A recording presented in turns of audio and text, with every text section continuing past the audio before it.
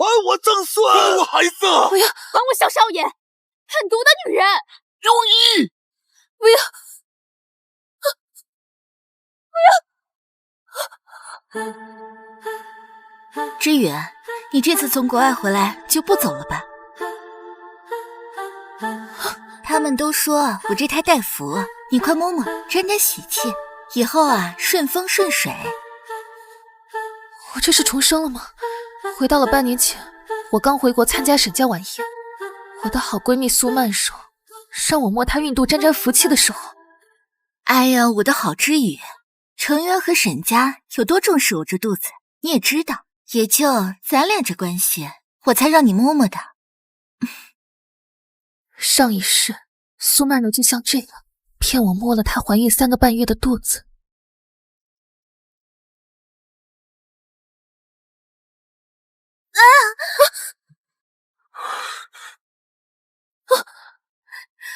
我的孩子，为什么？林知远，你好狠的心呐！曼柔，你说什么呢？你别慌，我是一……曼柔，老公，你看，我肚子好疼。你最好祈祷曼柔肚子里的孩子没事。来人，给我看着他。我从医院回来之前，不准他离开这里半步。沈成渊，我是医生，我可以帮你。就是你害了我的孩子，你别靠近我！快来帮忙！放开！直到这个时候，我才彻底明白，什么摸孕肚沾福气，从一开始就是苏曼柔针对我设的局。你们都不知道吧？这整个京市谁不知道？沈家上下都极端重视苏小姐肚子里的孩子，这林家算是摊上大事了。是啊，沈家对少夫人的肚子严防死守，要不是林家小姐和少夫人的关系像闺蜜一样，根本近不了身。没想到这女人竟然如此歹毒。沈家少夫人的位置原本是林小姐，当初是她不愿意，现在沈家成了首富，她肯定是后悔。你们少在这肆意编排我！我对沈成渊没有半点心思，就连苏曼柔能嫁进沈家，都是我牵线搭桥。我身正不怕影子斜。林之宇，你还我孩子！我的孩子没了，你还我孩子！林之宇，今天你和林家都得给他陪葬！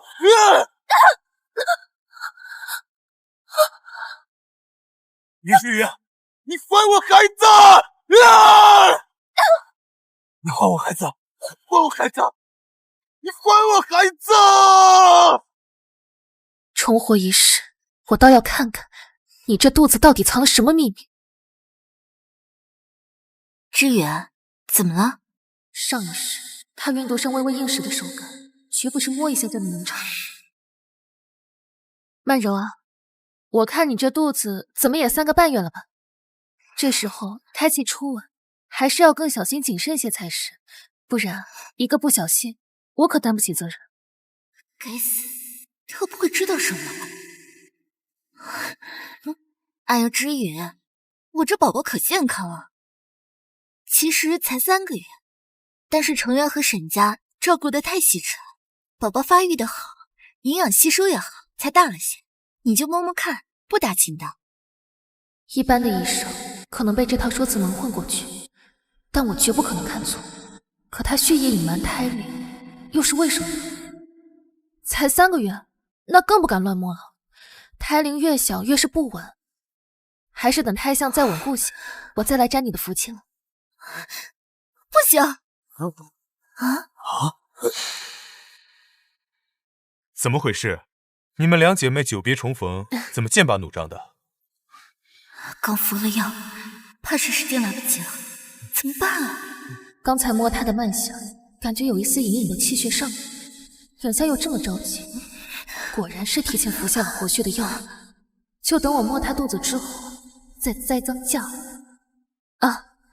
曼柔刚刚让我摸摸她的肚子，沾沾福气。我刚听她说孕期才3个月，怕扰了胎气，才不敢上手。也不知她怎么还急了。曼柔，你怎么流这么多汗？你怎么了？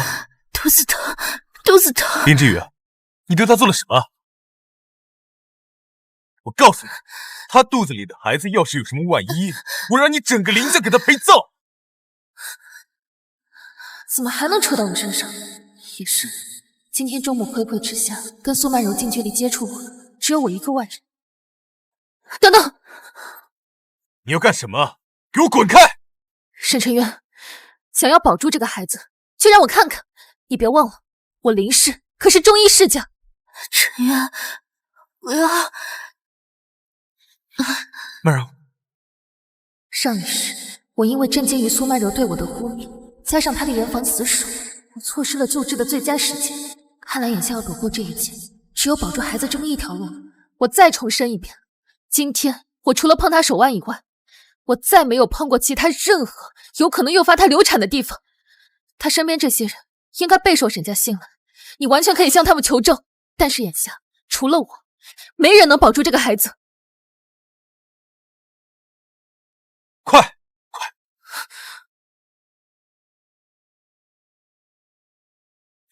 宫缩严重，活血类药物所致。赶紧把热毛巾跟银针拿来。快！是。毛巾来了，毛巾来了。谢谢。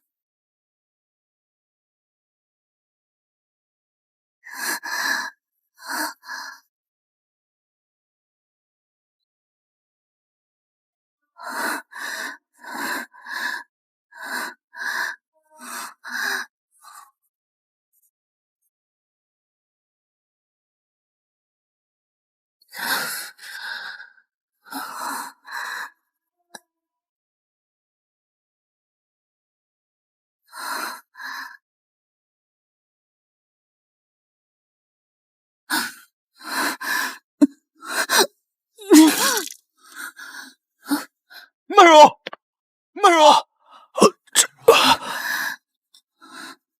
怎么样，曼柔？林之宇，你到底对他做了什么？沈晨渊，你关心则乱，我不计较。但现在孩子已经保住了，你若不信，可以请家庭医生过来看看。快！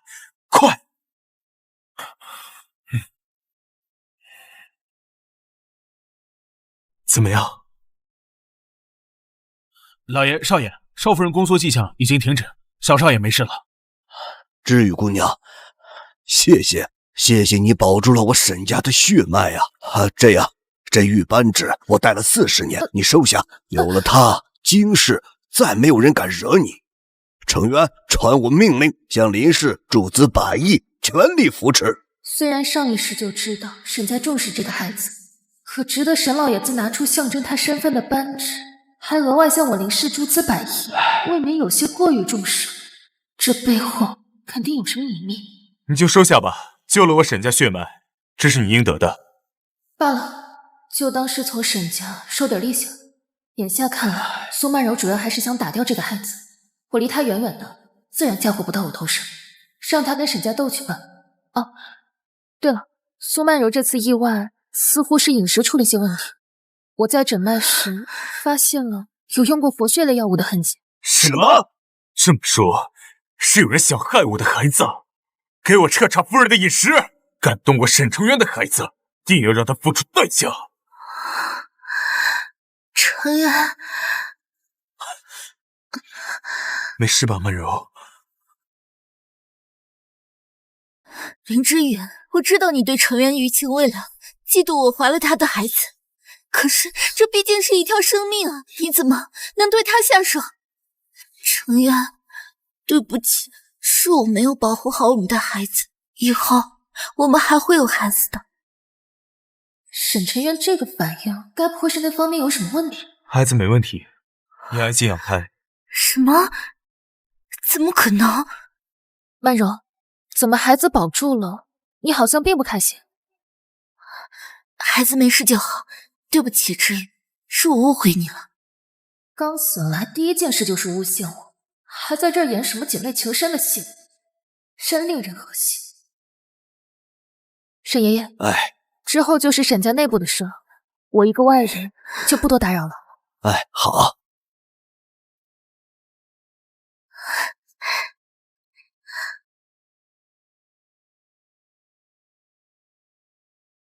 这是重生以后第一次回家，也不知道父母他们怎么样。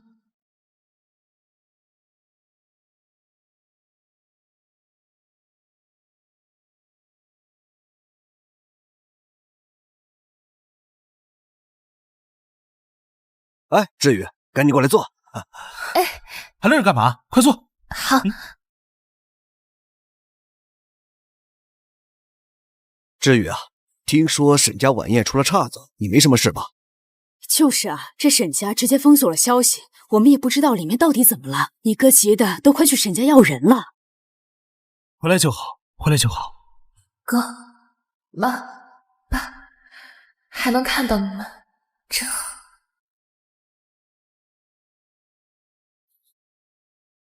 沈成渊，他打电话来做什么？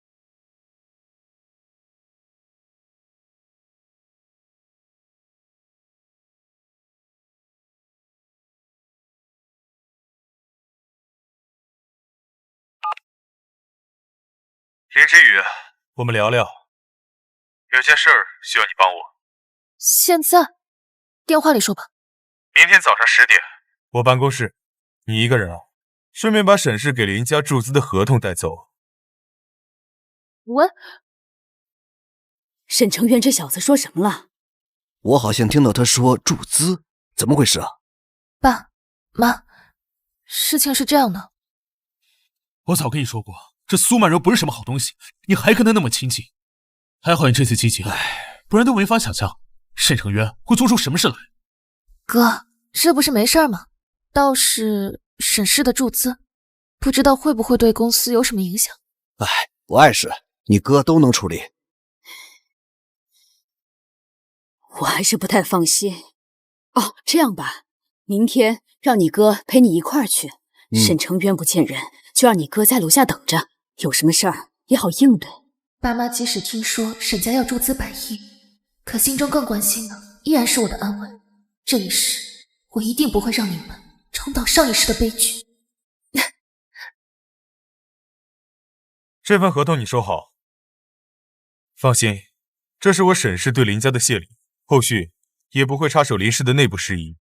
其实今天找你来，还有另外一件事想请你帮忙。是什么？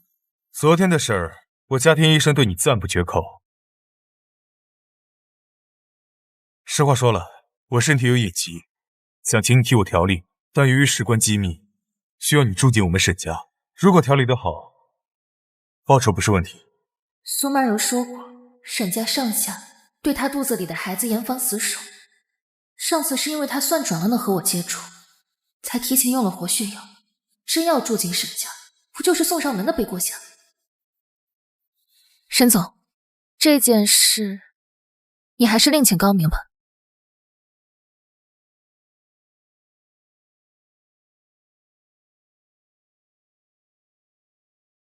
那看来我只能请林老爷子出山了。要是让他把爷爷请去沈家，万一他老人家一时不察，被苏曼柔嫁祸，还不如我亲自去，至少还能防备着。此事关乎我沈家颜面，你也别怪我行非常手段。行，我答应。正好，这样吧，你让我试一试，看看你能不能看出我有何隐疾。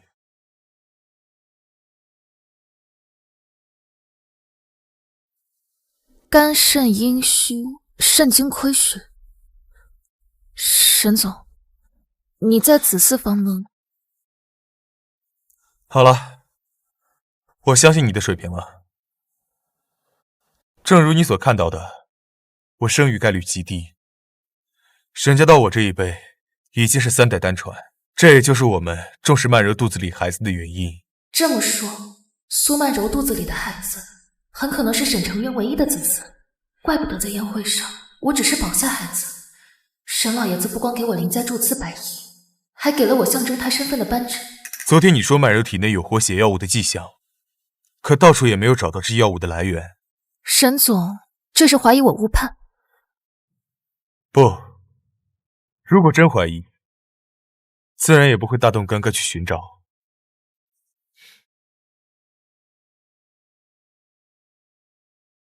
只是我想，既然以我沈家的手段都查不出来源，就证明对我沈家子嗣虎视眈眈的人并不简单。真是好一个灯下，也不知苏曼柔是怎么瞒过沈家。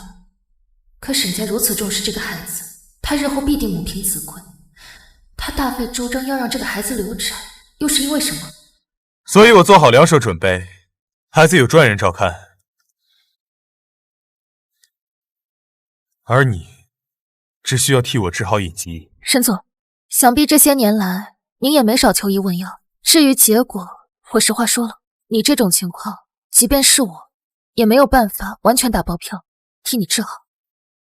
沈总，3个半月前，您亲自前往西国签署的项目，弗兰克先生已经同意。知道了。 3个半月前，你不在国内？你不在国内？是，有什么问题吗？当然有问题。苏曼柔说她孕期3个月，显大只是孩子发育的好，骗得了别人，绝对骗不过我。她的孕期绝对有3个半月，这么一来，全说通，她肚子里的孩子根本不是沈成渊的。你不用担心，接下来直到孩子出生，我都没有出差的行程，会配合你进行调养，成与不成，我都不会迁怒于你。既然如此，沈总的任务我接下了，你先忙，我回去收拾一下，就入住沈家。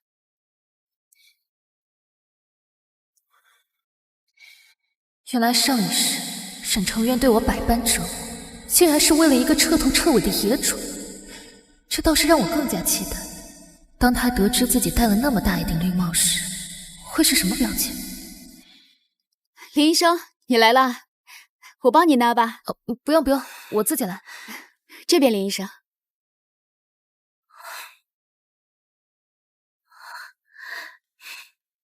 知远，你可算来了。之前竟然不知道你的医术竟然这么好。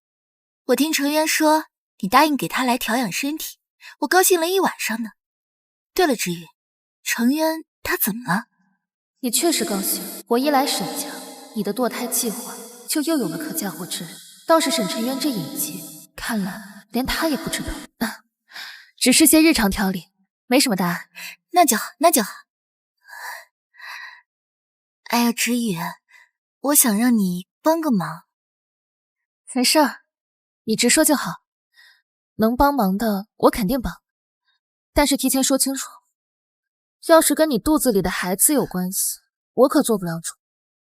沈总请我来，只管他的调养，孩子的事还是由知情的专人负责。还有知远，我就是想喝杯奶茶。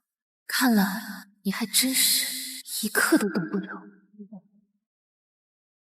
我想着你肯定要出去帮成渊采购药材，我想让你顺便帮我带杯奶茶吗？好，不就是一杯奶茶吗？我帮你带就是。林小姐，夫人她没事，你们总让她吃那些营养餐，是有营养，她这肚子呀，可比寻常3月时要大不少。不过总归影响孕妇心情，偶尔放松一下也没事的。知道了。知远，我就知道还是你最好。这种事情先顺着你来，才更方便我行事收集证据。但别以为我不知道你心里那点小九九，不论你想做什么，绝不可能再替你背锅。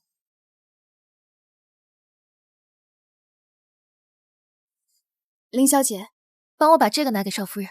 好的。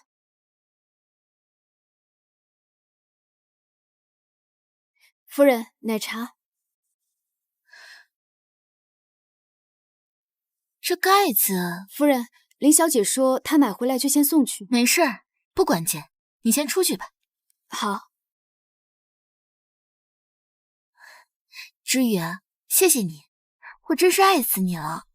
快进来，陪我聊会儿天，快快快，坐着。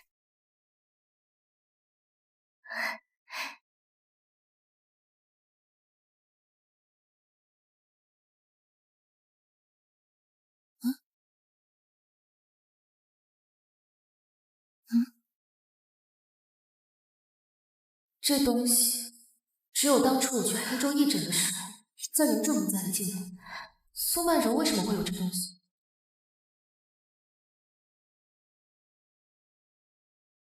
曼柔啊，曼柔啊，你什么时候去黑州旅行了？当然没了，那个是之前朋友送的纪念品，我觉得挺好看的，就放那儿。这种雕刻，除了黑州当地人以外，根本没人知道怎么雕刻，看来有必要深究一下了。哥，帮我查一下苏曼柔3个半月前的全部行踪，重点排查有黑人出没的场所。志远，这奶茶你喝过吗？有没有感觉味道怪怪的？是吗？我没感觉有什么怪味。不信，他是学医的，肯定能尝出来我加了益母草粉末。哎呀，志远，都怪我太不小心了，不过也不是什么大问题，你怎么可能会害我呢？我确实从来没想害过你，但你可不止一次陷害我。志远，你到底给我喝了什么东西？老公，我肚子好疼。林之宇，你明知道我有多重视这个孩子，你为什么要害我？笑，你现在很得意是吗？上次宴会众目睽睽之下，你不得已才假模假样救了我的孩子是吗？现在开始原形毕露了，不装了。抱歉啊，曼柔，你这次又没法临产。老公，我肚子好疼。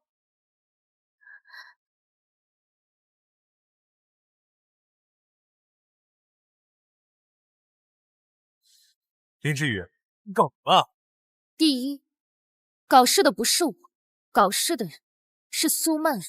你胡说什么？那杯奶茶是你给我的，是你想要害死我和程渊的孩子。我就说怎么喝起来味道怪怪的，他可以证明。我是听夫人说奶茶味道奇怪，但是程渊，我肚子好痛。第二，他喝的确实是我买的奶茶，但那杯奶茶我一拿回来就交给了家庭医生许然化验，确认过没有任何问题。至于之后奶茶有没有什么问题，那可跟我没有任何关系。少爷，林小姐所说确有其事，这是林小姐带来的奶茶的检查单。林小姐，这药放桌上。少爷，这是林小姐提前为夫人准备的药。奶茶我是从家庭医生那儿拿来的，然后就直接交给夫人了。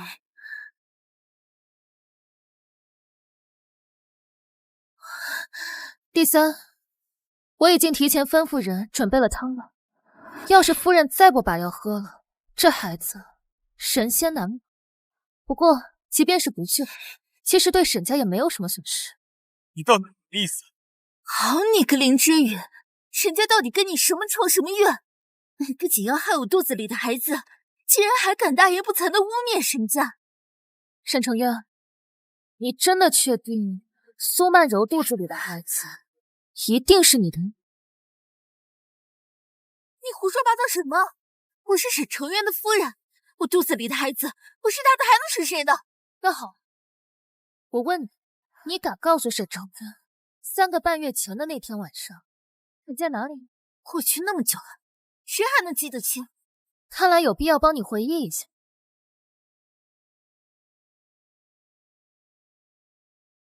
这个地方你熟悉？不可能，这不是真的！你休想陷害我！是吗？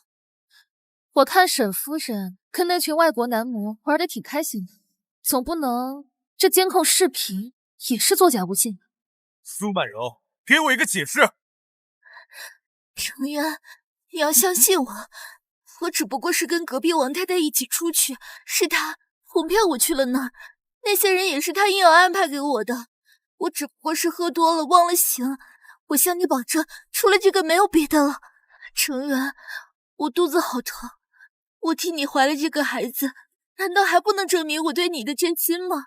我只不过是受人蒙蔽才犯了一个小错，难道你就要这样怀疑我？而且那件事已经是3个半月之前的事情了，我们的宝宝只有3个月，这个你明明很清楚啊。要是我说，你这肚子绝不止3个月，而一定是3个半月。你胡说什么？我的孩子明明只有3个月，这个是很多医生都确认过的。你只不过是瞎猫碰上了死耗子，救了我孩子一次，竟然敢在这质疑权威？是啊，林小姐，夫人产检及 B 超报告显示，她的孕期确实只有3个月。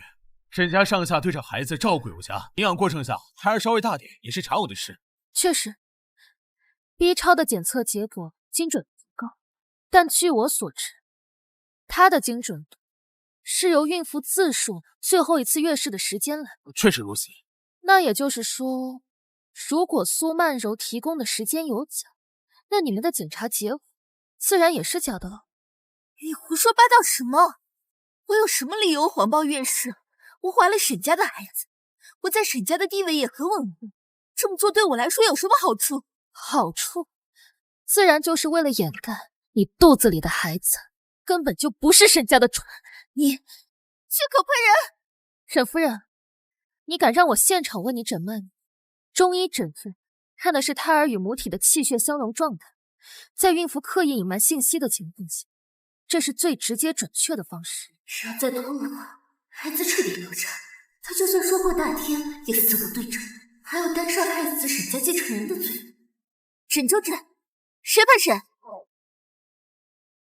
诊就诊，谁判谁？他这态度倒是变得挺快，从奶茶打翻时闻到的气味，他应该是加了些益母草的粉末。算算时间，再过不久，他应该就要彻底流产了。怎么，不敢诊脉了？还是说你想故意拖延时间，故意导致我的孩子流掉，彻底害死沈家的继承人？原来如此，看来流产才是他真正的目的。嫁祸我，只是为了让流产这件事情有人背锅，不至于威胁到他在沈家的地位。苏曼柔，我怎么可能遂了你的意？沈夫人倒是提醒我，不如先喝了这碗安胎药，等脉象平稳，腹中胎儿没有什么危险，我们再诊脉。毕竟肚子里的孩子是否亲生，现在还无定论，我可不想平白担上害死沈家继承人的罪名。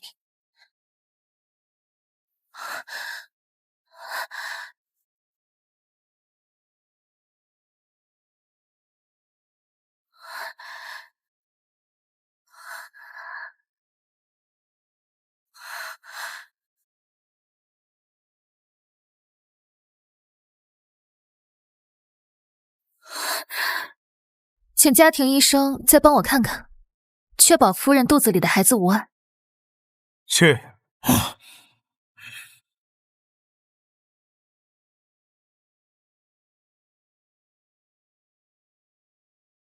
少爷，小少爷没事了。孩子没事了就好。程元，我有些累了，想休息了。夫人，怎么？刚才咱们说好的让我替你诊脉，又不愿意了？知云，我是真的有些累了，这脉咱们改天再诊行吗？程渊，咱们的孩子刚走过鬼门关，就让他也好好休息一下，行吗？诊个脉而已，花不了多长时间。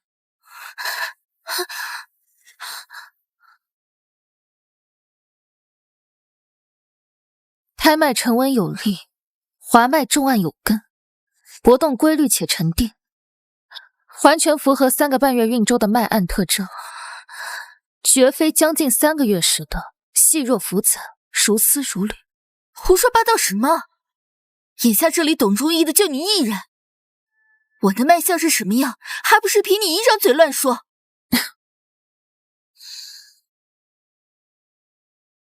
我就知道你会这么说。如果我没有记错的话，家庭医生对中医也略通一二。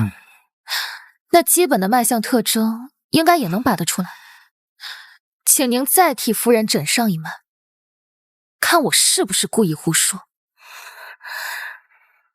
你给夫人诊脉。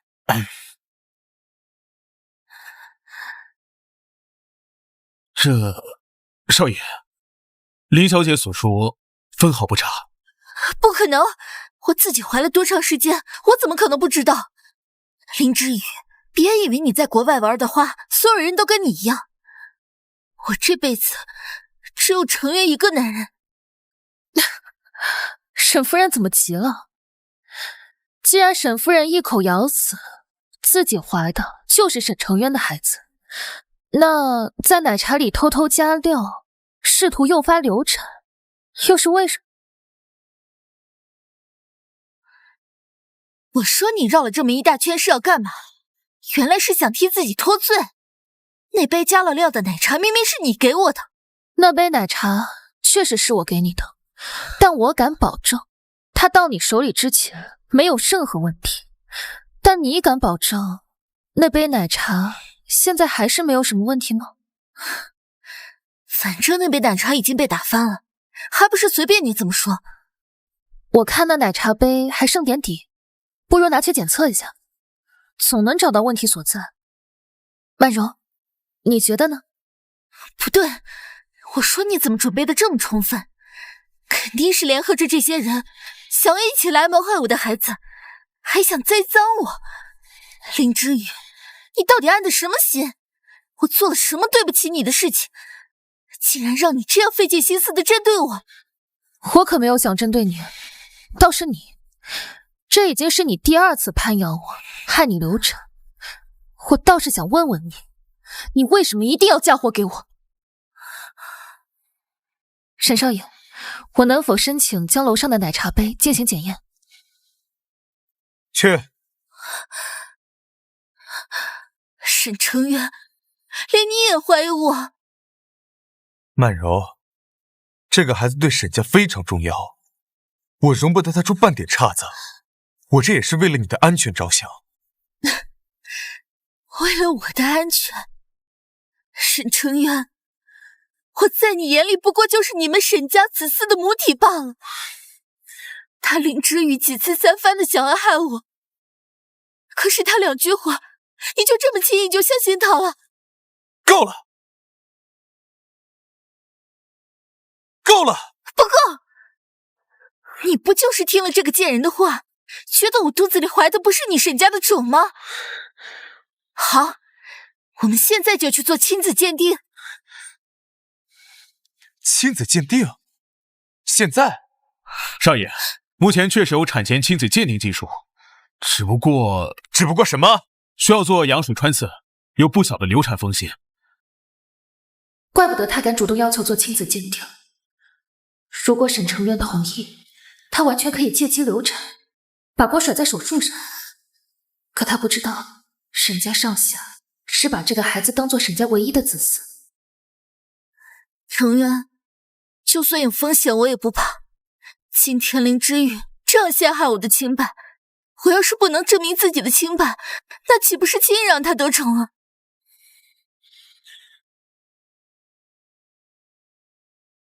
少爷，我既然这样，我也说是我自己的事。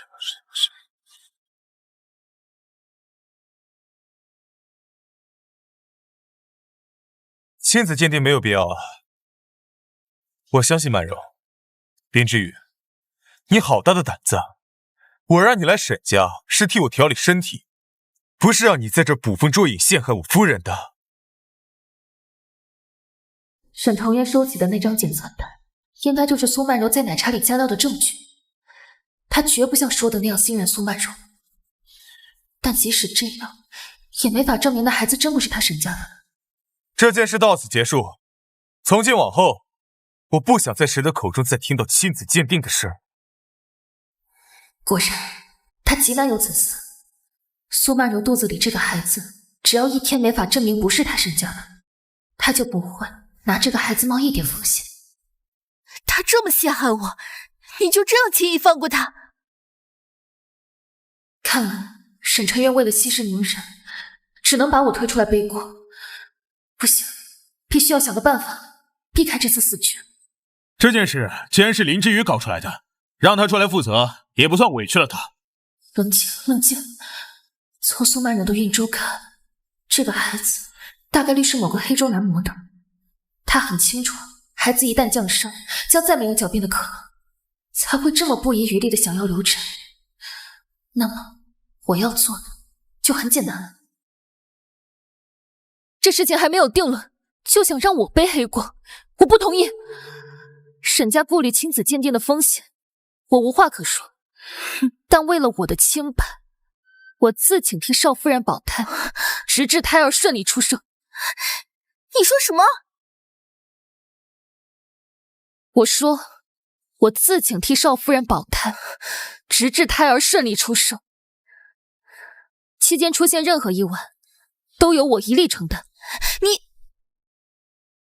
尽管并非我所愿，但这已经是我第2次卷入少夫人流产一事，而且2次都是靠我的医术保住了这个孩子。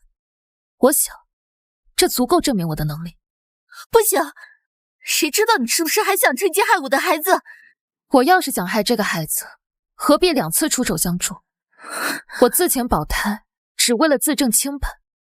我相信，届时孩子出生，一切都将真相大白。好，我给你这个机会。如果孩子安全出生，今天的事儿我可以既往不咎。但你如果敢耍什么花样，可别怪我不讲情面，你们林家也将万劫不复。当然，愿赌服输。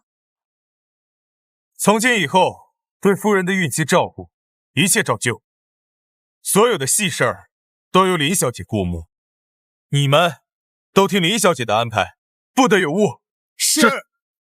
苏曼柔，不论你有任何手段，尽管使出来，我一定会保你肚子里那个小黑鬼平安出生，再等着看彻底坠入地狱的你。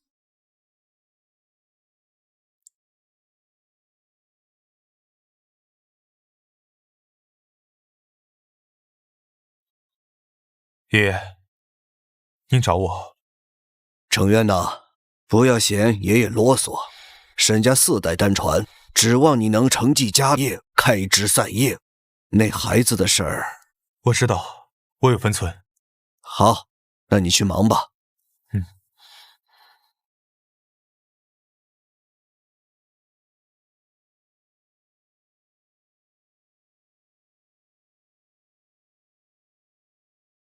沈总，这是给您调理身体的汤药。等等，这个化验单你怎么看？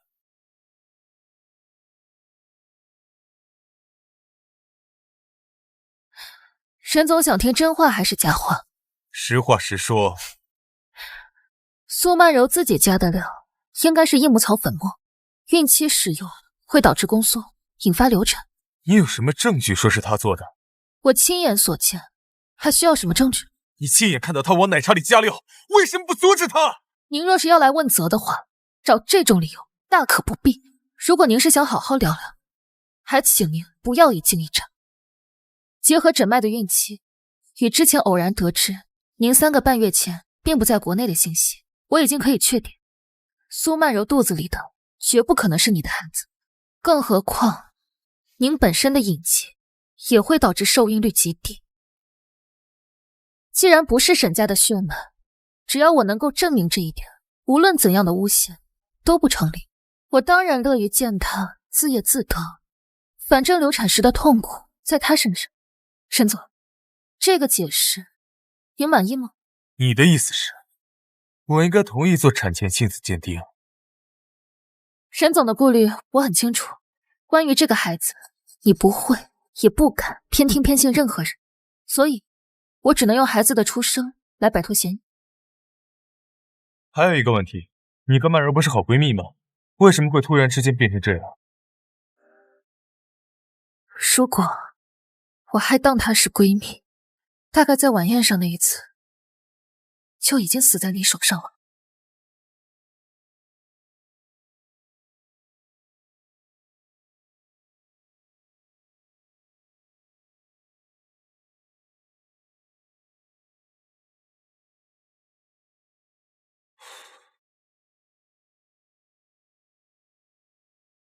给我查一下，近3个半月，夫人接触过什么人？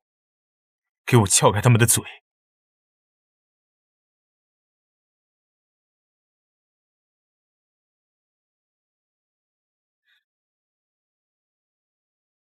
宋曼柔，你最好像你在我面前表现的那样，很开心这个孩子出生。夫人，以后采买这些小事我们来做就好，您何必一直要跟着呢？我现在月龄还小，还能动弹，多出来走走。以后啊，等肚子大了就没机会了。下次来超市，我还得跟着你们。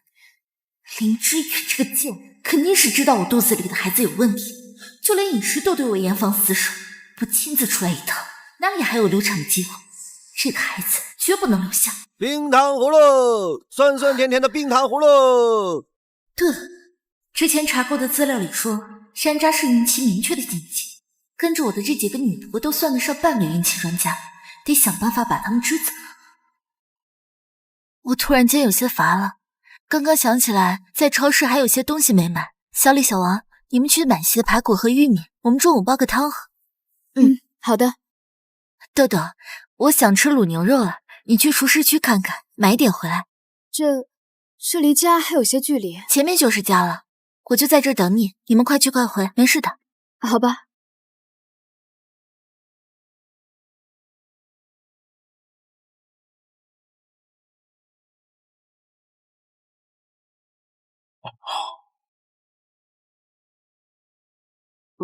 哥，情况怎么样？你怎么才来啊？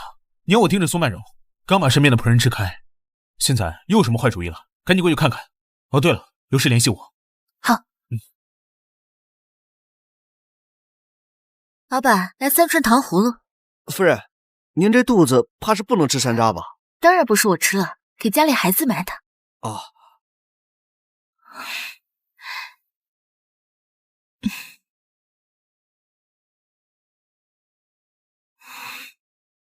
冰糖葫芦，酸酸甜甜的冰糖葫芦。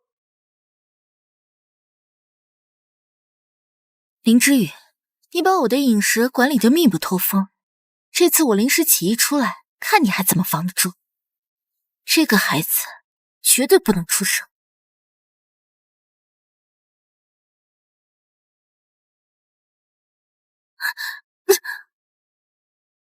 沈夫人，山楂是孕期明确禁忌，我记得跟你再三声明过，你还真是不把肚子里的沈家血脉放在心上。林之宇，你还真是阴魂不散，你明知道我不会让这孩子生下来，还3番5次的阻止我。沈夫人这是摊牌了，不装了，就不怕我偷偷录了音，到时候交给沈总，你到时又要作何解释？你阴我！逗你的，我都把你的真实孕周告诉沈家了，他们不还是不信？录音什么的也一样，一切都不如你真把肚子里的黑宝宝生下，有说服力。什么黑宝宝？恒源，日月刚才跟我说，我们家乡那边的民俗说孕期酸的吃多了，孩子肤色会偏黑。酸的？你敢吃冰糖葫芦？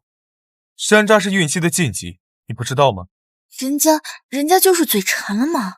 最近月份越来越大，我就特别想吃酸的。你给他买的？我是中医，山楂活血的道理我会不懂，只是听说夫人去过超市，跟过来看看。少爷，夫人说她太累了，让我们分开尽快采买，才一时没能看住夫人。是我自作主张，不怪他们。我只是突然之间想吃，以后我不吃了。还不忘趁机收买这几个贴身女佣，可惜全是白费力气，这些人根本不可能背叛沈家。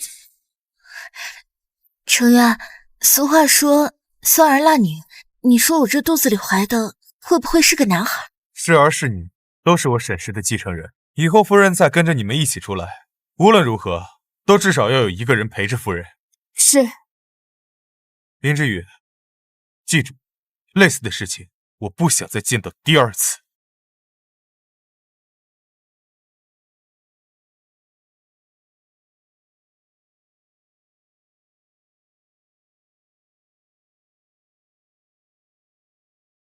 沈总，之前让我查的事情有消息了。说3个半月前，夫人确实曾与邻居家王太太一路前往会所，但会所内监控已被销毁。据王太太交代，她确实做主替夫人点了一众男模。继续。但之后的事情，王太太就不清楚了。她在隔壁包间彻夜狂欢后，夫人的包厢已经空了。从那之后，直到确认夫人怀孕，她的银行卡多了一笔50万的转账记录。银行那边查到收款人叫苏哲，除了这段时间外，他前后与苏哲的转账流水也有将近500万。苏哲是谁？我们在一家赌场找到这个苏哲，经查证是夫人的堂兄。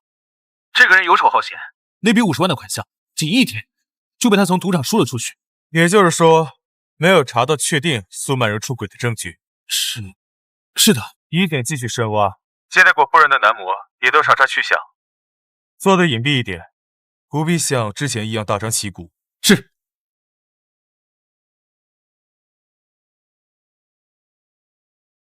走吧，我送你们回去。曼柔的肚子越来越大，以后适当将饮食起居盯紧一点，但绝不能懈怠。好的，沈总。记住，关于夫人肚子的事情，我不想再听到任何诋毁的声音。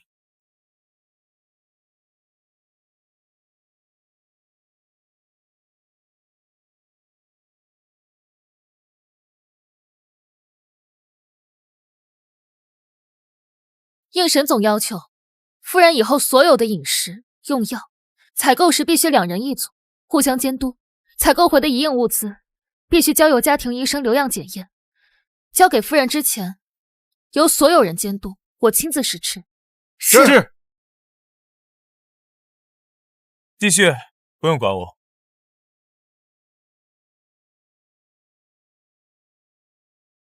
我每天早晚会去向夫人请脉2次，有家庭医生陪同，做交叉印证，务求夫人胎儿时刻处在监测之中。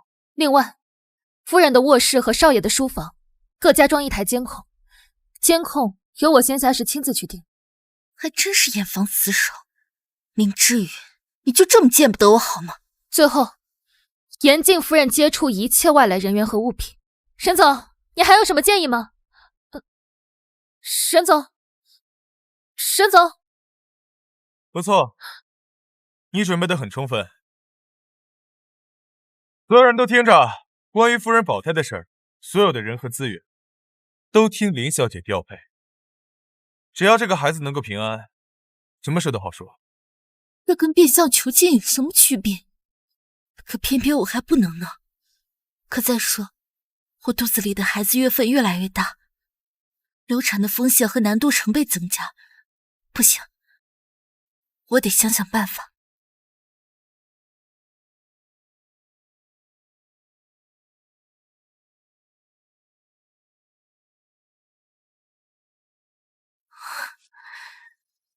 林之宇这个贱人，现在早晚各一门。听说开了药方，还要让程渊亲自逛。这个店他应该已经看过。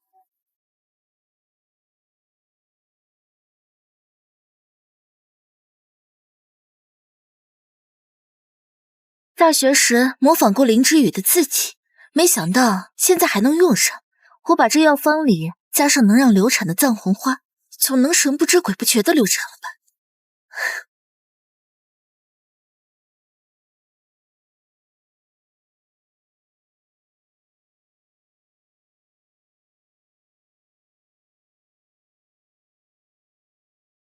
看来苏曼柔真是有些失了智，如此铤而走险的方式，竟也想得出来。沈总，夫人在今天的药方上动了手脚，附上常见的足以引起流产的药物名称清单，还望届时查看药方，若有这几味药，请多加注意。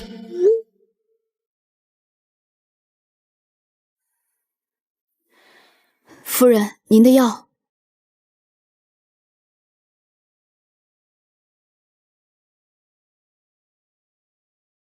程渊，我刚喝完今天的药，突然就觉得肚子不太舒服，也不知道是怎么回事。大概是因为我安排下人煎药时，把药方里的藏红花去掉了。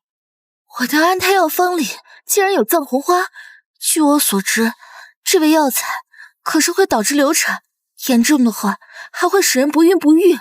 知雨医术那么精湛，怎么可能会在药方上出这样的岔子？肯定就是这个原因才会让我肚子疼的。我说啊，我安排下人把药方里你偷偷添加的藏红花去掉了。什么？程源，你在胡说什么呢？我怎么可能会害死我自己的亲生孩子呢？这可是沈家的血脉啊！药方有问题，肯定是林之宇的错。苏曼柔，你不知道我的书房里最近加装了新的监控吗？监控？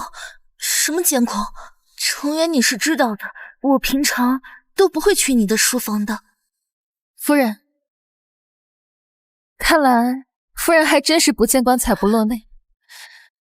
这是沈总书房里新装的监控，下午4点36分，您进入书房，并在书桌上找到一份药方，还新添加了一份药材，就是藏红花。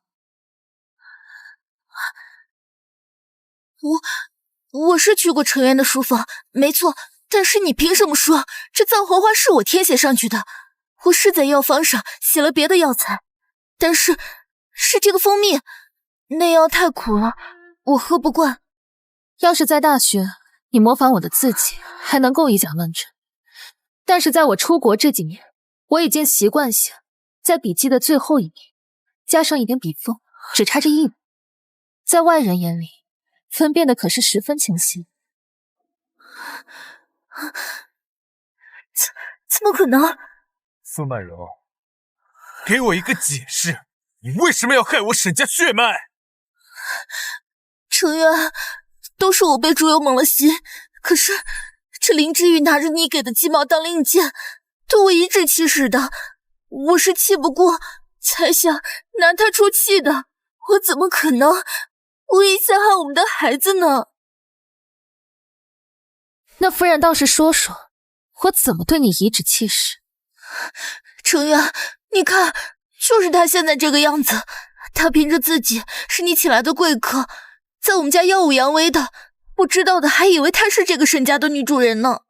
这个林之宇确实架子太大了，苏曼柔至少是名义上的沈夫人，因此看不惯林之宇也算正常。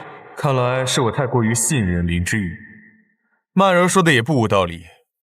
林小姐，你在我沈家的屋檐下，至少还请对这个家的主人们稍微客气一点，毕竟你谋害我沈家血脉的嫌疑还未洗清。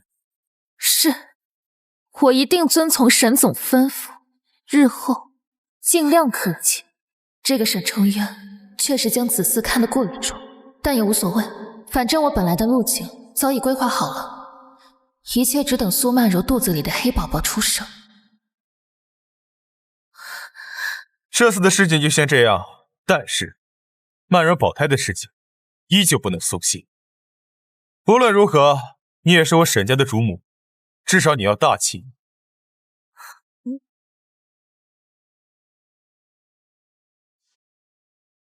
夫人，希望你下一次的招数能有些温馨，这替你保胎的活未免也太轻松了。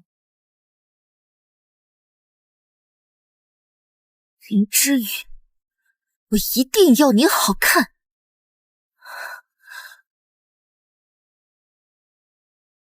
帮我做件事情。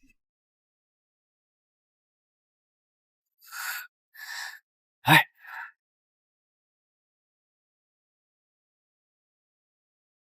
哥，你可算来了，我要的东西你带来了吗？上好的识相，这东西要不是离得近了，根本闻不到什么气味。把它拿回去之后好好藏着，然后静静的流产就好。这东西很难找吧？没关系，只要你能当上沈家少奶奶，一切都是值得的。我知道了。那个黑州男模我帮你处理清楚了，沈家查不到任何有用的信息。你下次别这么糊涂了，回去之后把这个肚子里的理掉，尽快怀上沈家真正的种，这样你的地位才更稳固，明白了吗？好了，哥，我知道了，你快走吧。林之宇那个贱人最近安排加强了别墅附近的安保，待会儿就有人过来了。你万事小心，那个林之宇不是个省油的灯。谁在那儿？这是无雨洞，没有登记怎么进来的？把东西藏好，配合我。好你个苏曼柔，拿10万块钱打发叫花子呢！我就说了，我就这么多，已经全给你了，你还要闹什么？好你个苏曼柔，当着沈家少奶奶就不管你大哥死活，还敢叫保安来抓我！等我回村里，一定要让全村人都知道，除了你这么个白眼狼！放开我！住手！啊！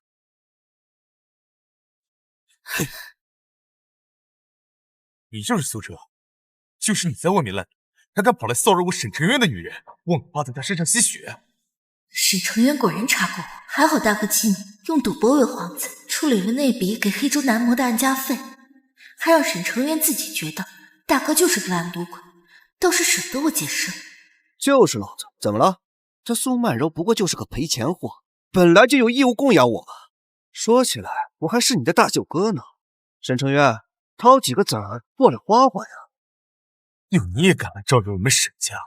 你们几个好好教教这个烂赌鬼什么叫规矩！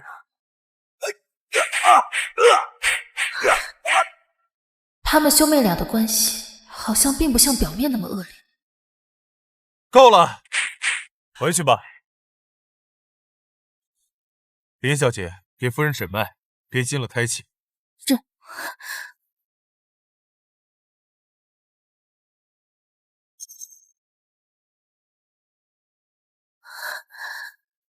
沈总，夫人脉象无碍。怎么好像有股麝香味？哟，你们沈家真是养了条好狗啊，连老子身上偷偷带了块麝香都能闻得到。麝香？你不光想吸曼柔的血，还想害我沈家血脉，给我搜！少爷，我告诉你，这就是麝香。我本来想着，如果苏曼柔这个小贱人不给老子钱，老子让她连沈家少奶奶的地位都坐不住。你这个人模狗样的东西，要不是她怀了你们沈家的血脉，你们真的看得中她苏曼柔吗？你们要是真的看得中她，我们老苏家还会窝在山沟里吗？老子用得着问她要钱吗？企图谋害我沈家血脉，不会放过你！哼，你们几个把他送到看守所，我要让他牢底坐穿！程渊，他毕竟是我家亲戚，要不还是算了吧。亲戚？他想害你肚子里孩子的时候，他有把你当亲戚吗？曼柔，就你太善良，对于这种人渣，你不应该这么善良。你不用再说了。给我记住，沈城渊！夫人似乎跟那个苏哲关系很好。真要是关系，这苏哲能干出不给钱就害他腹中胎儿的事吗？今天你受惊了，我们回去吧，别着了凉，惊了胎气。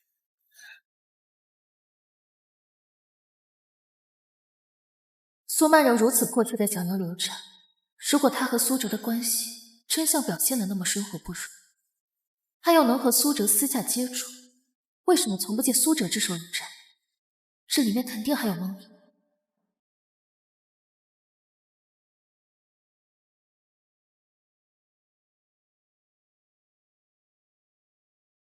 小红，你擦玻璃注意安全。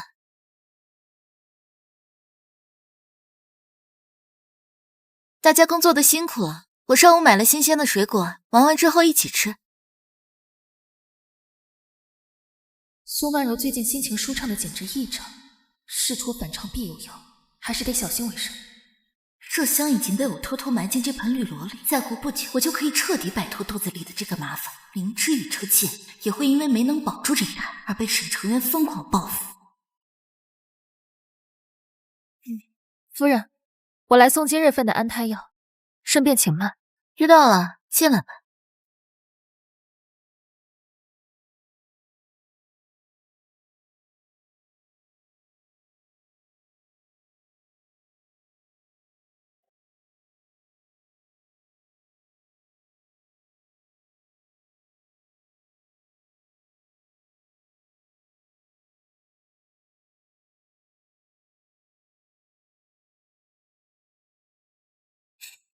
一连几天，苏曼柔的脉象愈发微服紊乱，就连气血也莫名其妙的乱。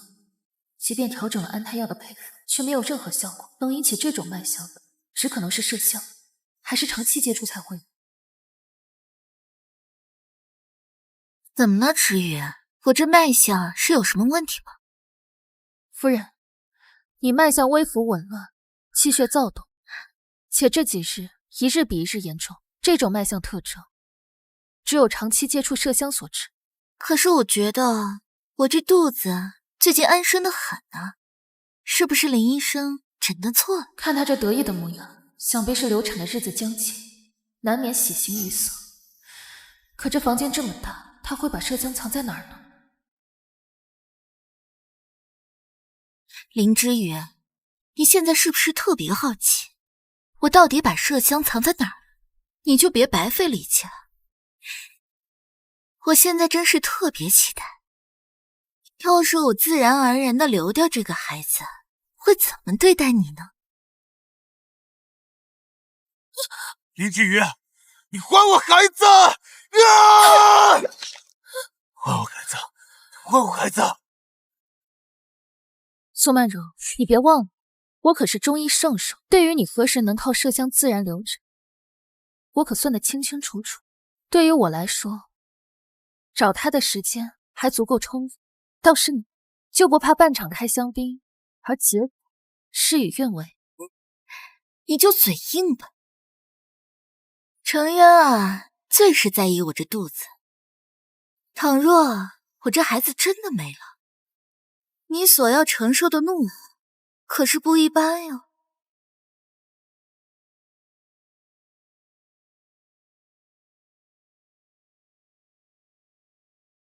苏曼柔，你的如意算盘又要落空。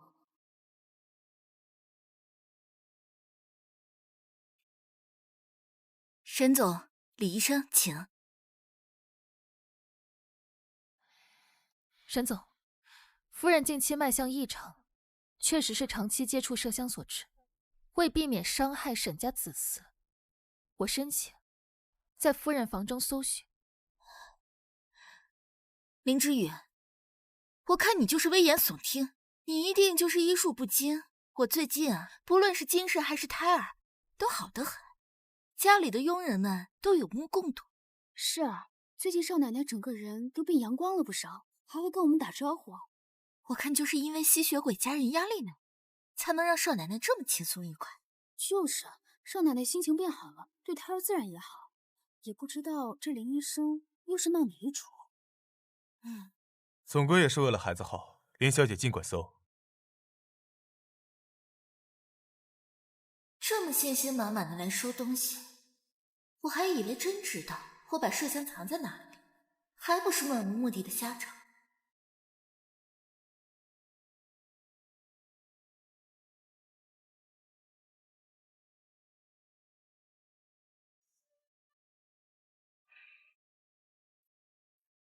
夫人，麻烦您让一下。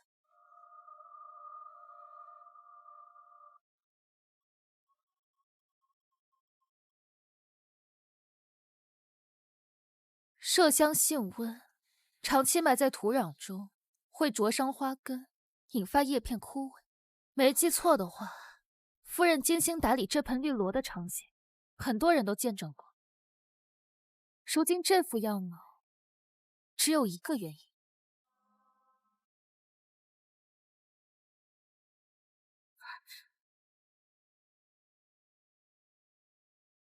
夫人，这盆绿萝除了你之外，连沈家佣人都没有碰过。你这些日子故作轻松惬意，该不会是为了流产而提前庆祝吧？少奶奶把麝香埋到绿萝底下，她自己的孩子虎毒还不食子呢，她这是为什么？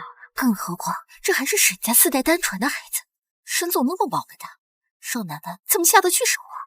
一想到少奶奶最近对我们笑盈盈的，背后却藏着杀死自己孩子的心思，我真的是不寒而栗。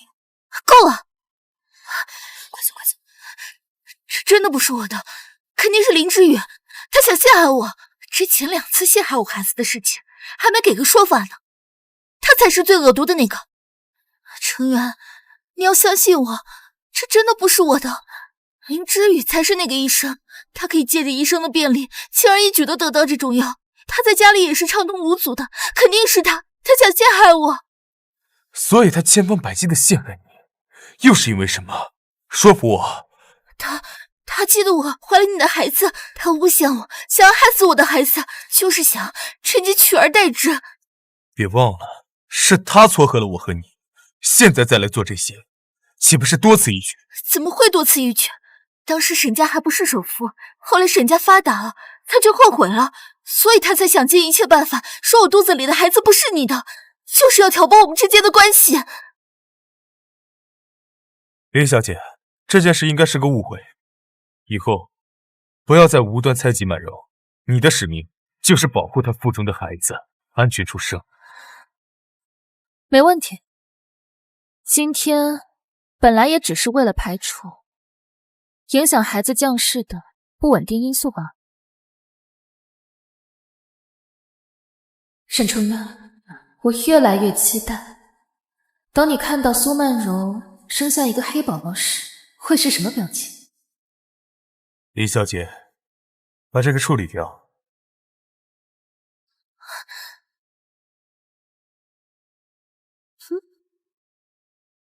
林之宇，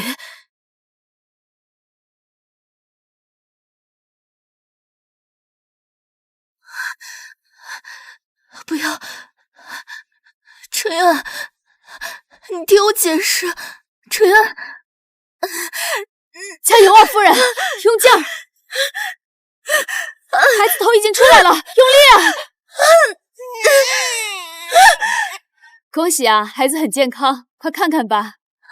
不，这不是真的。孩子，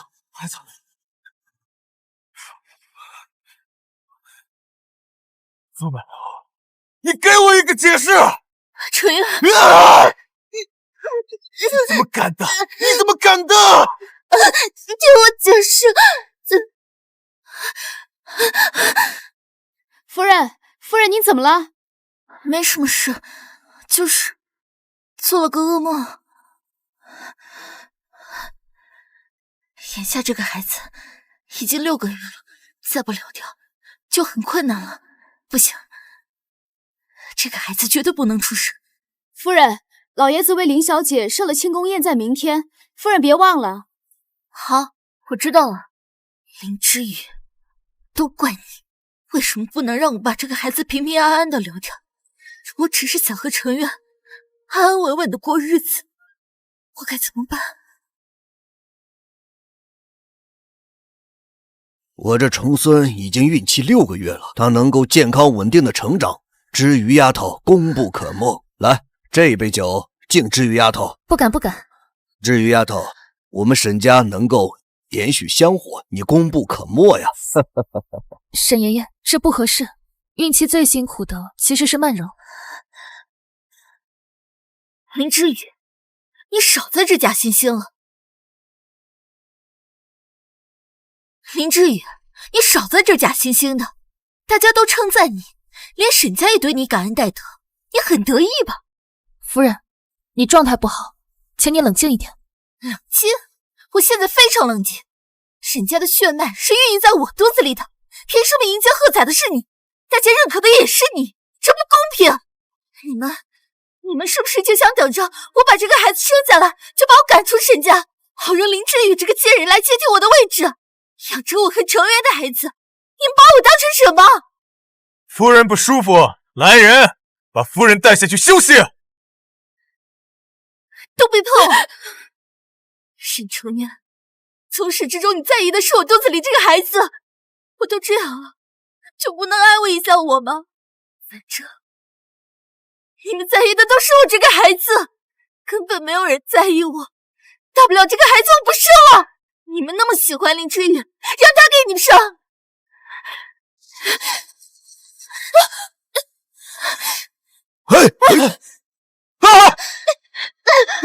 苏曼柔，你知不知道自己在干什么？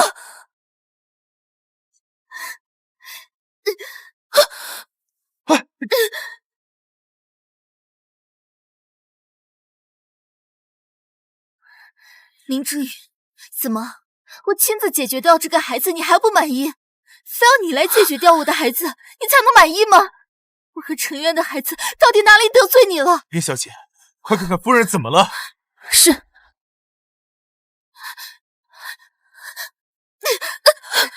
陈渊，他想害我们的孩子。我有眼睛，看到，也没有眼毛线瞎到这个地步。林小姐，怎么样了？夫人胎气略受扰动，但好在暂无大碍。究其原因，还是夫人连日熬夜耗神，情绪暴怒所致。而且什么？林之宇，你还我孩子！啊！而且夫人血压偏高，若长此以往下去，恐怕会有子贤前兆的风险。再发展下去，可就危险了。排除所有风险，不惜一切代价，否则你知道姑姑。夫人心绪不宁的问题，我可以开几副安神的药，但夫人的情绪问题远超普通产前焦虑。我建议还是请个专业的心理医生，我调身，心理医生调心，身心同治，也更保孩子稳妥。准了，尽快安排。是。林之宇，你到底给程渊灌了什么迷魂汤，让他这么细腻？不过他刚才提到的子贤，还有新来的心理医生，说不定可以好好利用。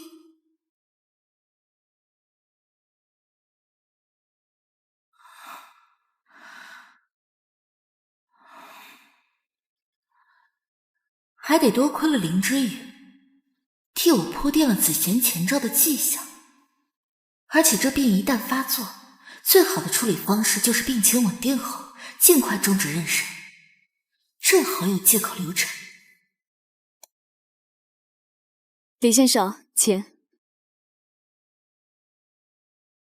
沈夫人好，我是李峰，您可以叫我李医生，今天就当是闲聊。坐吧。这个李峰也是新面孔，子贤前兆的铺垫还需要一段时间，得收买了他，有遮掩才好。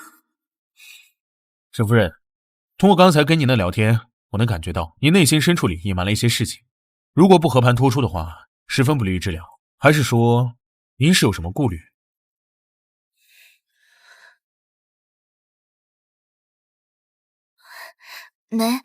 没什么，就是感觉有点不放松。您好，请帮我泡一杯咖啡。为了确保病人的隐私，您可以慢点再回来。好的，李先生。好了，苏小姐，有什么话您可以直接说，毕竟您的身体健康会影响胎儿的情况。李医生是吧？那我就直说了。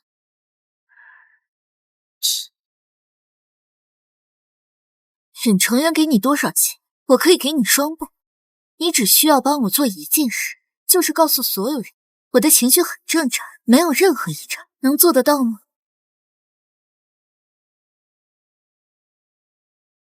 苏小姐可能不熟悉我们的工作流程，我们的诊治过程可是需要全程录音的。你快把录音给我删了，我可以给你再多一倍的价格，否则我绝对不会放过你。苏小姐，您的症结就在这儿，心思过重，情志失调。虽然我不懂您在忧虑恐慌什么，但是大致能看到，您顾虑的应该是您腹中的胎儿。什么意思？不知苏小姐是顾虑腹中胎儿是否能安全降生，还是……当然是希望他安全降生。那其实苏小姐不必挂心，因为我和林小姐就是负责您安胎事宜的林之宇，我们是老相识，他那一身医术在业内也算是凤毛麟角的存在，定能护苏小姐和腹中胎儿的稳定。你是林之宇派来的？不，苏小姐，您误会了，是沈总问林小姐有没有合适的心理医生，他正好推荐了我而已。我当时很珍视这份能为沈家效力的机会，所以您的钱我不能收，也不会收。好你个林之宇，竟然敢处处算计我！沈夫人请放心，我是很有职业操守，为了确保您的隐私，诊治过程中的所有录音我不会泄露给任何人。但是您今天的情绪上的评估，我会如实反馈给沈总。再会。李先生，你的咖啡。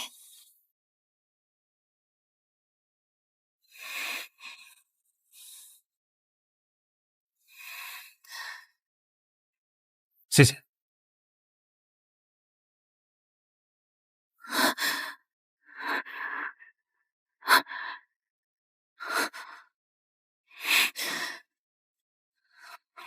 之宇，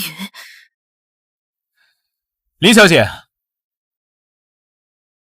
夫人情况如何？您知道我们这行的规矩。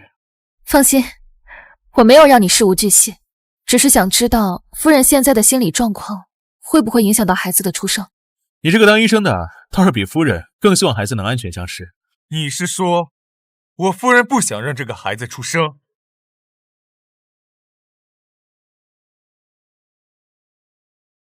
你是说我夫人不想让这个孩子出生？为什么？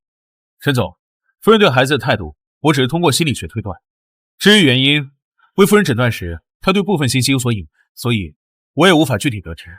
林之宇，这就是你推荐的心理医生，无凭无据就敢污蔑我沈氏夫人，是不把我沈家放在眼里吗？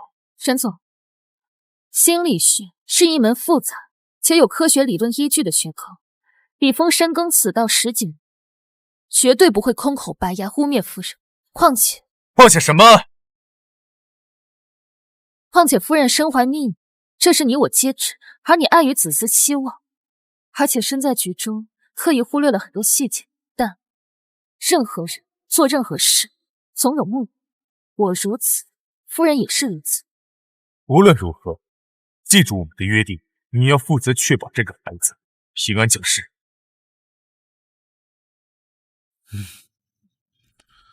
看来沈家这趟水很深啊。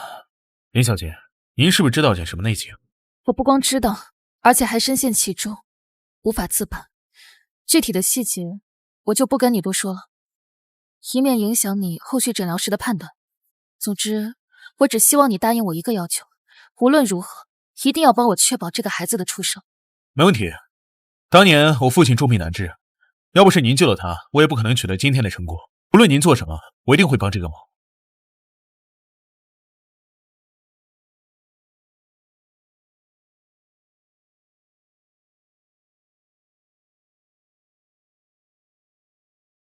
不出意外的话，苏曼柔应该不会这么轻易放弃。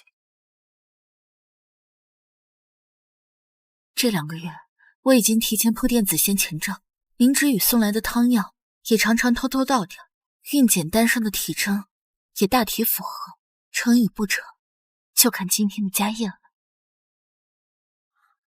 曼柔啊，这再过1个多月就快到预产期了，你就安安心心的什么都别想，等我的重孙出生以后啊，我打算给沈氏10%的股份给他，在他未成年之前由你全权托管。真要等到他出生，我怕是连死都不知道是怎么死的。哎呀，之前都怪爷爷考虑不周全，你呢替我们沈家生下了长孙，那就是大功臣，怎么说我们沈家都不会亏待你。程渊要敢欺负你，爷爷替你做主。那我就先替孩子谢谢他太爷爷了。哎，好，程渊啊，我说的话你一定要记住，等孩子出生以后，你一定要办得明明白白的，知道吗？是。哎，曼柔，之前的事儿是我们沈家对不住你，一点小小的补偿，我向你承诺，以后一定会对你更加包容。但是我听林之宇说，最近你的身体不太好，还是要谨遵医嘱，将身体调养好，就差临门一脚了，千万不能出什么岔子。我知道的，之前李医生也跟我说过，我之前状态是不对，但是我现在只想让我们的孩子安稳出生。安分了这么久，他果然没憋好皮。捂头故作头疼，眼神却没做伪装，强压舌根伪装恶心，捂了肚子装疼，下一步应该要摔了。曼柔，你怎么了？曼柔？啊！医生！少尹，夫人好像是子痫发作，你快点放平，我立马进行救治。啊，好。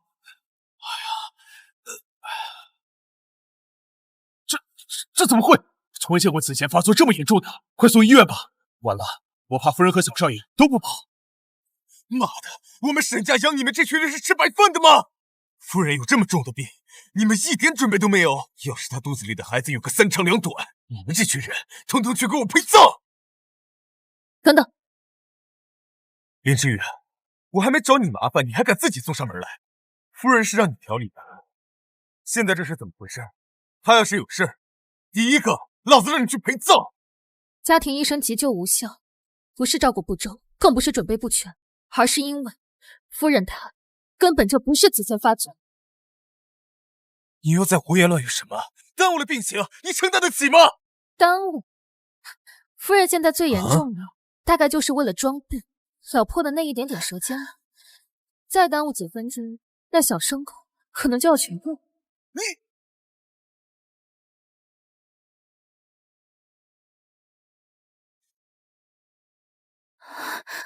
怎么样？止住了？程渊，我这是怎么了？我好难受，好困，送我回去休息好吗？子痫发作有时会快速缓解，但现在的状态确实是发作后后遗症的表现。进行了产检，夫人的血压确实有异常，林医生怎么会说夫人是装病？好，我现在就送你回房间休息。等等，夫人，我没记错的话，产检时检查出来您血压较高，医生应该跟您讲解过子痫的风险。一旦发作，只有一种最根本的治疗手段。我不记得了，林之宇，你在胡说什么？程渊，我好累，想回去休息了。夫人，没想到您这么看重您肚子里的沈家血脉，竟然愿意为了这个孩子，甘愿牺牲自己的性命。林之宇，你又在打什么哑谜？我在为我的闺蜜证明。你告诉我，这到底是怎么回事？少爷，子痫发作，病情稳定后，只有终止妊娠这治疗的手段。说什么？夫人是知道的，眼下她不说瞒着少爷，宁可冒着生命危险，也要为沈家生下这个孩子。曼柔，你可真傻！我明明准备演完这段意识障碍再提，你们……沈成渊，我就替曼柔问你一句：如今曼柔子痫发作，只有打掉肚子里的孩子，才能够保住性命。你愿不愿意为了曼柔，放弃掉这个孩子？哎呀，造孽啊！曼柔，我沈成渊发誓，绝不会辜负你今天的牺牲。我们的孩子，我会将他抚养成人。我会告诉他，他有一个伟大的妈妈，叫苏曼柔。沈氏夫人的位置，也只能是你一个人的。曼柔啊，就算你演这么一出戏，还是逃不出生下这个孩子的命运。林之宇，你在干什么？沈成渊，你是真傻还是装听不懂？我从一开始就说，夫人她根本就不是子痫发作。我从一开始就说，夫人她根本就不是子痫发作。今天演这么一出戏，只是为了顺理成章打掉这个孩子。我不过是提前陪她演完这出戏。你胡说！我才不是演的，我是无论如何也要替沈家生下这个孩子。程渊，他就是在挑拨我们之间的关系。子痫发作，脉动急促，乱而无序，血压急速升高。夫人此刻脉象虽然偏缓，但是稳中有序，全然不是子痫发作的脉案。现在已经平复下来了，脉象怎么可能和刚发作时一样？没错，你用他平稳时的脉象对比那发作时的脉象，肯定会有不同。我以为你医术高明，结果却为了攀有曼柔，连基本的医道原理都不顾了。沈总既然说到医道原理，那咱们就好好论论。子痫发作会有一个必然前提，那就是子痫前兆。而夫人的产检结果一切正常。不可能！产检医生一直跟我说过此颠的危险性，怎么可能没有先兆？我的血压数值明明一直也有问题。产检医生告诉你有子痫的风险，所以你每次在产检前伪造高血压状。经过我的调理，你定然不可能拥有子痫前兆。要是连这点小事都处理不好，我又怎么敢抛下海口，保你安全生产？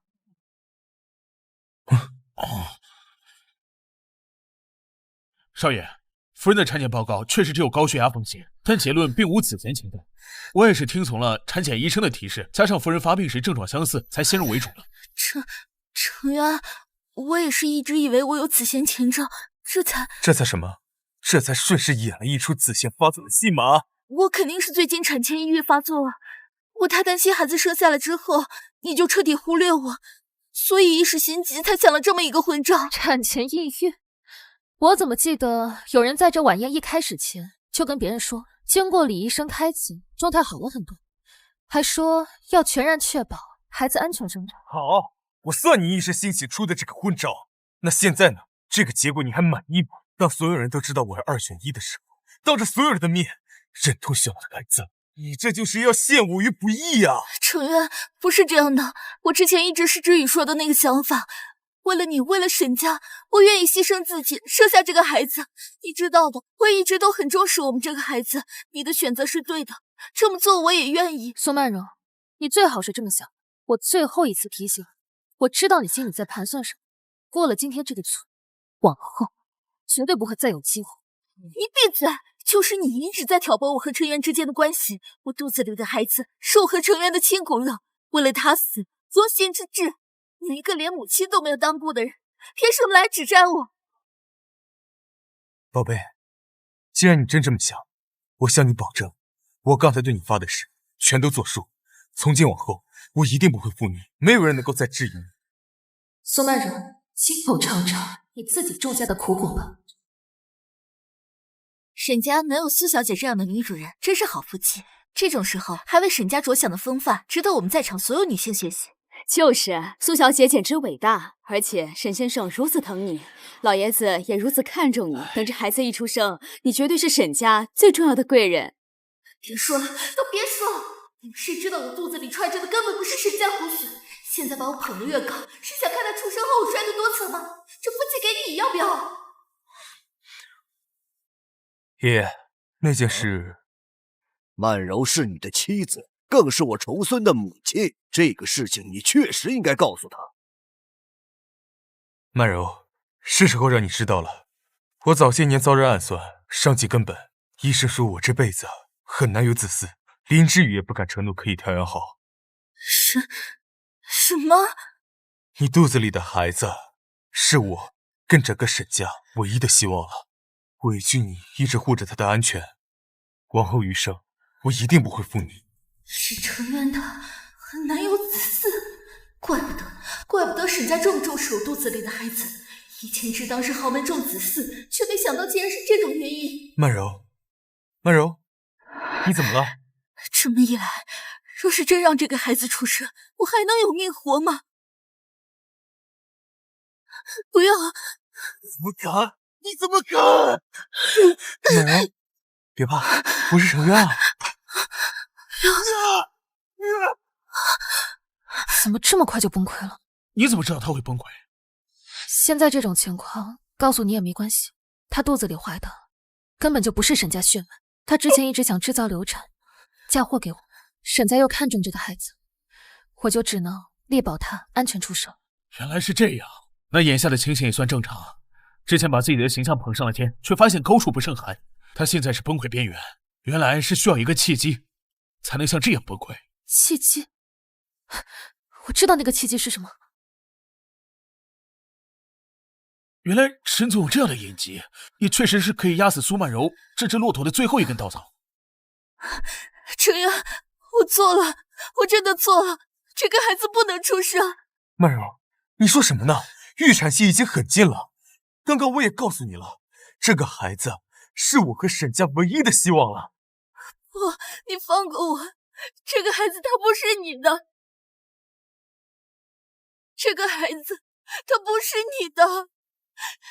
程渊，我之前不知道怎么稀里糊涂的跟一个黑州男模睡了一晚，我就发现我怀孕了。我本来是想打断这个孩子的，可是你们都知道了我怀孕的这个消息，我害怕，我不知道该怎么办，所以我就谎称这个孩子是你的，我就让我哥苏哲去把这个黑州男模给处理了，那50万就是苏哲给那个男模的安置费。你们太重视这个孩子了，我不知道怎么把这个孩子留掉才好，就想着嫁祸给林之宇，可是这个贱人不知道怎么就莫名其妙的躲过去。要是他当初让我把这个孩子顺理成章的打掉，就不会有后面的这个事了。我真的知道错了，我向你保证，只要让我打掉这个孩子，我们就重新开始，好吗？我知道，你肯定是产前抑郁又发作了吧？你刚才为了保孩子，都敢赌性命，怎么可能会干出这种事呢？肯定是风化，对，肯定是风化。林之宇，医生，快看看夫人怎么了？怎么又疯一个？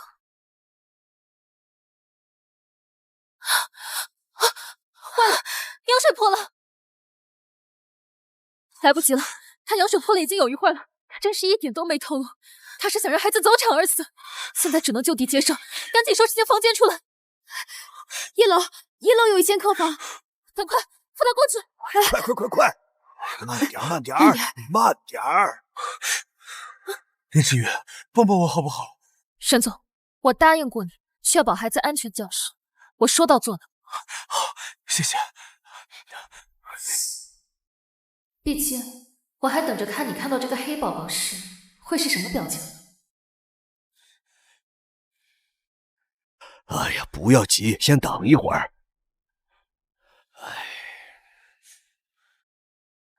怎么样？通知救护车，孩子是早产儿，一出生必须送往医院，否则凶多吉少。半个小时内，孩子就会出生。对，救护车！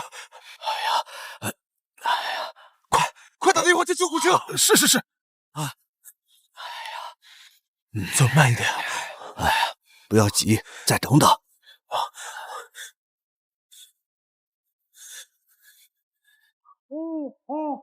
生了！哎呀，我沈家有后了，有后了！后了！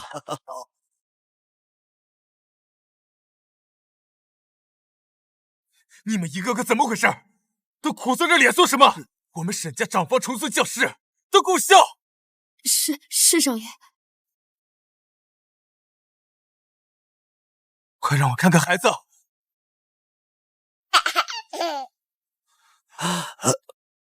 好，这怎么可能？这不是我沈家血脉，这到底怎么回事？沈重渊，我早就告诉过，这个孩子不是你，但是现在应你的要求，这孩子平安降世。哎呀，家门不幸啊！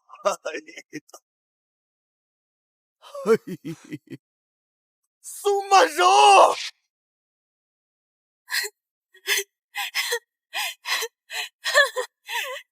林之宇，是你害了我，你不得好死！